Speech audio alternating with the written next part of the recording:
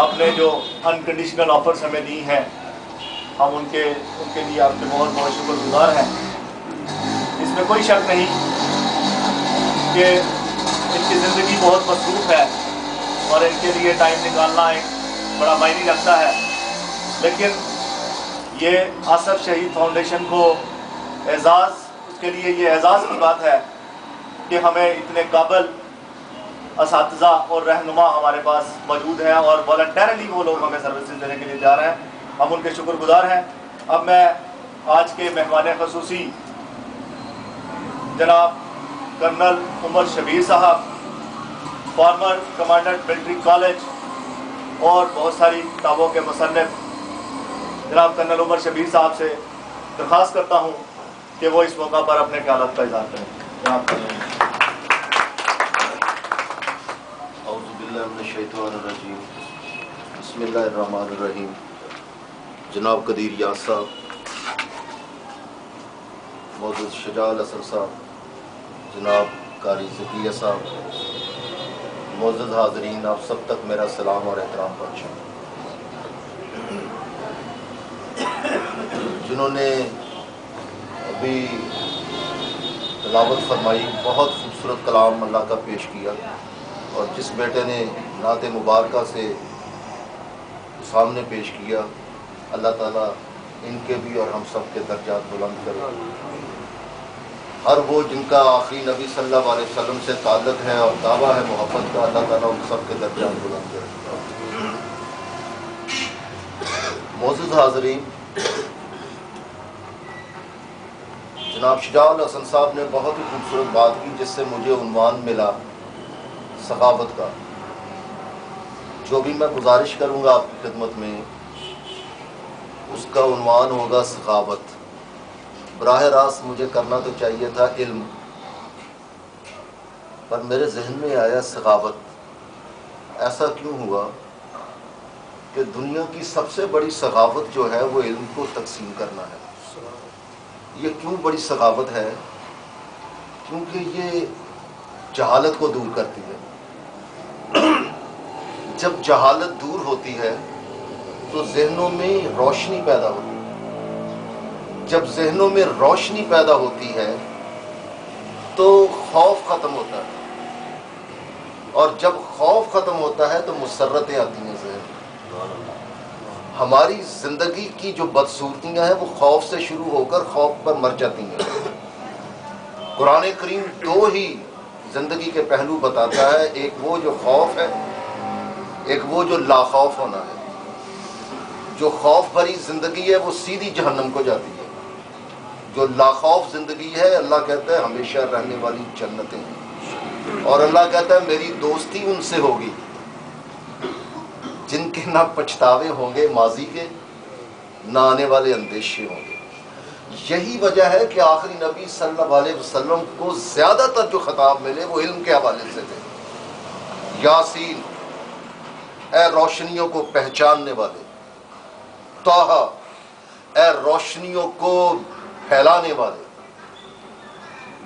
کوثر، اے وہ کہ جس سے کثرت سے آگاہی عطا کر دی گئی ہے۔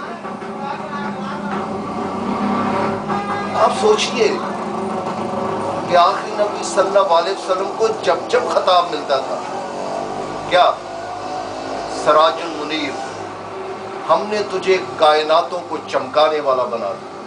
سراج دیے کو بھی کہتے ہیں، سورج کو بھی کہتے ہیں، منیر چمکتا ہوا، روشن۔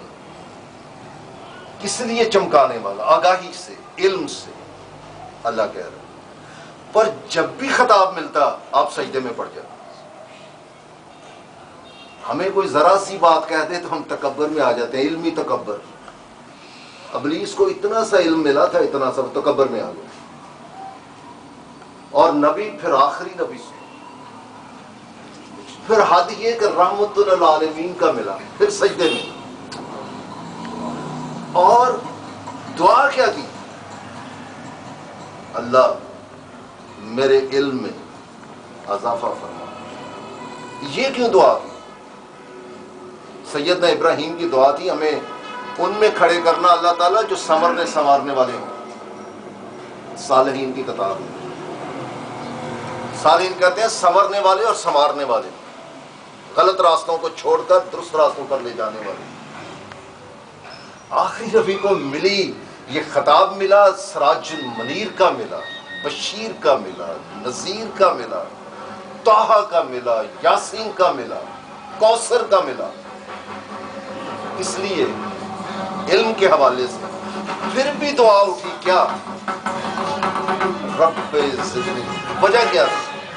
کیا علم کی آگاہی کم تھی رسول آخری نبی صلی اللہ علیہ وسلم کے پاس؟ کیا کوئی کمی رہ گئی تھی؟ آخری نبی اور آگاہی ان سے زیادہ کس کے پاس ہو سکتی ہے؟ صلی اللہ علیہ وسلم۔ اس لیے دعا مانگی کہ علم ملتا جائے اور وہ تقسیم کرتے جائیں، سخاوت کرتے جائیں۔ یہ تھی وجہ۔ اور یہ جو چھوٹے چھوٹے کارنر بن رہے ہیں نا، یہ سیدنا عیسیٰ موسیٰ علیہ السلام کے لیے تو آیت کریمہ آئی تھی نا کہ گھروں کو مرکز بنا لو آگاہی کا، مسجد بنا لو۔ کب آئی؟ جب فرعون نے غلام بنا لیا تھا، بنی اسرائیل کو غلام بنایا ہوا تھا، تو انہوں نے کہا کیا کرو۔ اس سے لیا تھا لینن نے طریقہ کار، یہ سوویت یونین نے گھروں میں انہوں نے آگاہی کے سینٹر بنا لیے تھے۔ مسجد کہتے ہیں اس مرکز کو جس میں اللہ تعالیٰ کے احکام و قوانین کی آگاہی دی جائے۔ ہمارے لیے ساتھ وہ پرستشگاہ بھی ہے ہمارے لیے، اور ہماری پرستش اللہ کے احکام کو سمجھنے سے شروع ہوتی ہے اور عمل کرنے پر جاتی ہے۔ جو مسلمانوں کی ہے وہ وہاں سے شروع ہوتی ہے۔ وہاں مرکز بنا لو۔ کیوں مرکز بنا لو؟ کہ انہیں یہ پتہ چلے کہ غلامی بری چیز ہے۔ غلامی کب آتی ہے؟ جب علم ختم ہو جائے، علم کم ہو جائے، غلامی شروع ہوتی ہے۔ جب علم آنا شروع ہو جائے تو پھر ایک ہی بات آتی ہے، کیا؟ کہ اللہ ہے اور بس، اللہ جو ہے اور اللہ کے علاوہ کوئی بڑا ہے ہی نہیں۔ تب اندھیرے ختم ہوتے ہیں، غم ختم ہوتے ہیں دماغوں کے۔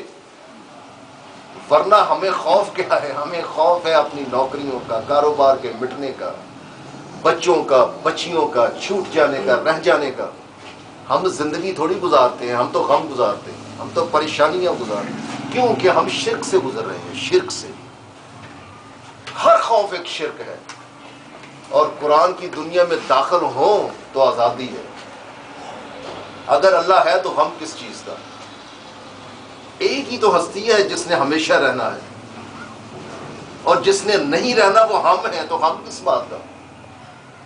پریشانی مصیبتیں تو تب ہوں جب ہم نے ہمیشہ رہنا ہو۔ ہم نے تو رہنا ہی نہیں ہے، پھر دولت کی کیا ہوس، پھر یہ بڑی چھوٹی گاڑیوں کی کیا ہوس؟ وہ تو یہ ہے جو آیا آگے لے چلو، جو مل گیا وہ آگے بانٹو۔ ان بانٹنے والوں میں ایک چیز جو سب سے بڑی ہے وہ یہ ہے، علم۔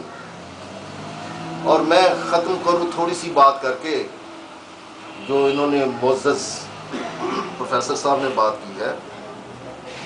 پگمیلین تھا، پگمیلین، وہ مورتیاں تراشتا تھا۔ اس نے ایک دفعہ بڑی سونی مورتی تراش دی، بہت خوبصورت مورتی تراش دی، نسوانی مورتی۔ اور اس نے کیا کیا، پھر اتنی اچھی لگی اسے کہ وہ دعا مانگنے لگے کہ اللہ تعالیٰ اس میں جان ڈال دے۔ انسان لالچی ہو جاتا ہے نا۔ اتنی خوبصورت مورتی تراشی، اس نے کہا اللہ تعالیٰ جان ڈال دے۔ روز بیٹھنا اس نے چرنوں میں کہ اللہ تعالیٰ جان، اس کا نام تھا پگمیلین۔ روز دعا مانگی، وہ اللہ نے سن لی دعا، ایک دن اس میں جان ڈال دی۔ اتنی دعا، کتنی دعا مانگی ہوگی، پتہ نہیں کس دل سے مانگی ہوگی۔ پتھر آتے، پتھر تھا وہ، مورتی تراشی۔ قدیر یاد صاحب سے خدمت میں گزارش کروں گا کہ یہاں پتھروں نے آنا ہے، مورتی تراشے، پگمیلین بنے، جان ڈالے۔ یہ میں کہہ رہا ہوں، میں یہ کہہ رہا ہوں، اگر پہلے ہی جان ہو تو وہ آتے ہی کیوں؟ آپ کا دعویٰ ہے کہ ہم جان ڈالیں گے، علم کی، آگاہی کی، محبت کی، احساسات کی، جذبات کی، مسرتوں کی۔ غلامی ختم کریں گے، خوف ختم کریں گے دماغوں سے۔ انہوں نے ابھی جو فرمایا نا، میں ان کا شکریہ ادا کرتا ہوں کہ انہوں نے یہ بھی ذکر کیا کہ اللہ تعالیٰ نے مجھے توفیق دی اور قرآن کریم کا ترجمہ مکمل ہوا، اور وہ بھی دوستوں نے انہوں نے مل کر چھپایا ہے اسے قرآن بالتحقیق۔ ایسا کیوں ہوا؟ مجھے کیا ضرورت پڑی؟ میں تو بالکل ان جیسے بزرگوں کے پائے کا نہیں ہوں۔ جیسے یہ بزرگ بیٹھے ہیں، میرا وہ مقام نہیں ہے، ان کا بڑا مقام ہے ان لوگوں کا۔ ان لوگوں کی وجہ سے جو ہمارے علماء اکرام ہیں، چاہے وہ سنی، شیعہ، وہابی، اہل حدیث، دیوبندی، بریلوی، جو بھی ہیں، وہ بہت بڑا کام کر رہے ہیں کندھے سے کندھا ملا کر۔ ان کو فرقوں میں نہیں تقسیم کرنا چاہیے۔ وہ لگے ہوئے ہیں، اللہ کی لائنوں میں لگے ہوئے ہیں۔ اگر وہ نہ ہو تو ہمارے ملک کے چینلز ویسے بن جائیں جیسے انڈیا کے ہیں، لباس بے لباس انسان نظر آئے۔ میرے جیسے شخص نے اس لیے حصہ ڈالا کہ ہمارا مقابلہ یورپ کے میدانوں میں بھی ہے اور وہاں بھی ہمیں جنگ کرنی ہے۔ وہ بیٹیاں بیٹے بڑے سوال کرتے ہیں۔ ہم بھی اس دنیا میں داخل ہوئے کہ قرآن کریم کہہ کیا رہا ہے۔ جب وہاں داخل ہوئے تو وہاں کوئی تضاد نہیں ملا مجھے۔ وہاں پر بسم اللہ الرحمن الرحیم کے ترجمے پر ہی پہنچا تو پتہ چلا یہ تو قرآن کریم کا خلاصہ ہے۔ ہم نے تو اس تک پہنچنے کے لیے آہستہ آہستہ کہہ لیجئے تھوڑی کوتاہی کر رہے ہیں۔ تو وہ اس لیے اس میں جدوجہد اللہ تعالیٰ نے کروائی کہ جن بزرگوں نے ابھی وہ پڑھا ہے وہ جانتے ہیں کہ وہ ترجمہ ایسا ہے کہ جب بیٹی یا بیٹا ایک طرف سے شروع کرتا ہے بسم اللہ سے اور آخر تک جاتا ہے تو کوئی ایک بھی تضاد ایسا نظر نہیں آتا کہ اللہ تعالیٰ کا حکم ہو اور اس میں تضاد آ جائے۔ تو اس لیے میری گزارش یہ ہے کہ ہمیں اپنے علماء اکرام جو پاکستان کے ہیں یا دنیا کے ہیں ان کا ہمیں بڑا احترام کرنا ہے۔ ہمیں انہیں تقسیم نہیں کرنا، سنی، شیعہ، وہابی جیسے بھی ہیں، وہ بڑا کام کر رہے ہیں۔ سب سے بڑا کام یہ ہے کہ انسانوں کو حیا کے دائرے میں لا رہے ہیں۔ کسی ایک جگہ کے اوپر میں جب اسٹوڈنٹ ہوتا تھا تو پروفیسر صاحب آئے جرمنی سے، تو انہوں نے ہم سے سوال کیا کہ ریاست کے بارے میں قرآن کریم اسلام کی بنیاد کس بات پر ہے؟ ہم میں سے کسی کو نہیں پتا تھا۔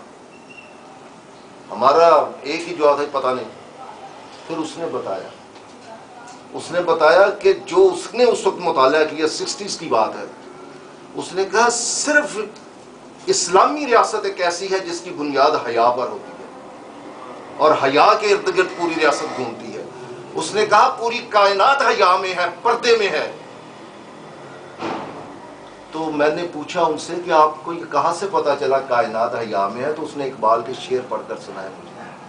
اس نے کہا مجھے اس فلسفی سے پتا چلا ہے جہاں میں کس قدر ہے دانش و بینش کی ارزانی، کیا کوئی شے چھپ نہیں سکتی کہ یہ عالم ہے نورانی۔